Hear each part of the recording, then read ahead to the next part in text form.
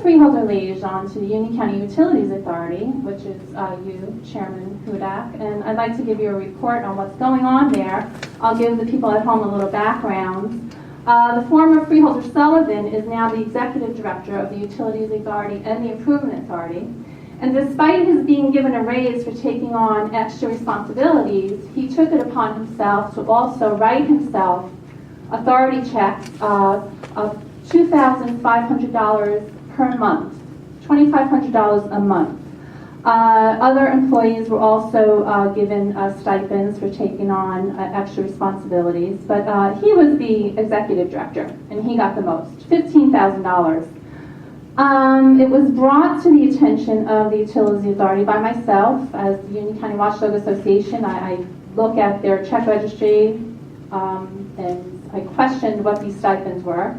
And lo and behold, I didn't get a response that night, but they did lawyer up after that, and according to documents received since then, and statements made by them, they had no idea that these stipend payments were being made. So the Union County Watchdog Association brought this to their attention, and to their credit, they did stop the stipends and they did investigate. It cost about upwards of $80,000 of tax dollars to hire attorneys to investigate, which was pretty much laid out for them. I pretty much handed them the entire thing. I don't know why they had to go to such extremes, or I don't know why they just didn't ask the Union County Prosecutor's Office to investigate. They would have done it for free.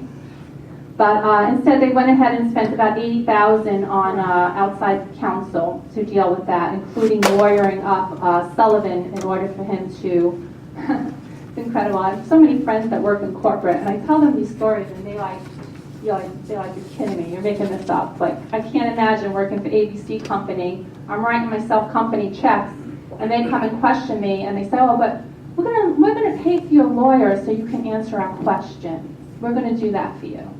And then as it wound up, it was paid back. The lawyers did find that there was something going on that was wrong there. And they ordered Sullivan and the controller to pay back. The other employees didn't have to pay it back.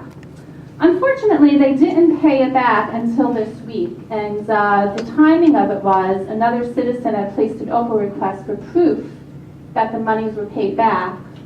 And the answer to his OPA request came back with 2 checks, one signed by Sullivan for $15,000, and it was dated after the OPA request. So it certainly looks like it took a citizen to question the payments in order for the payments to be made.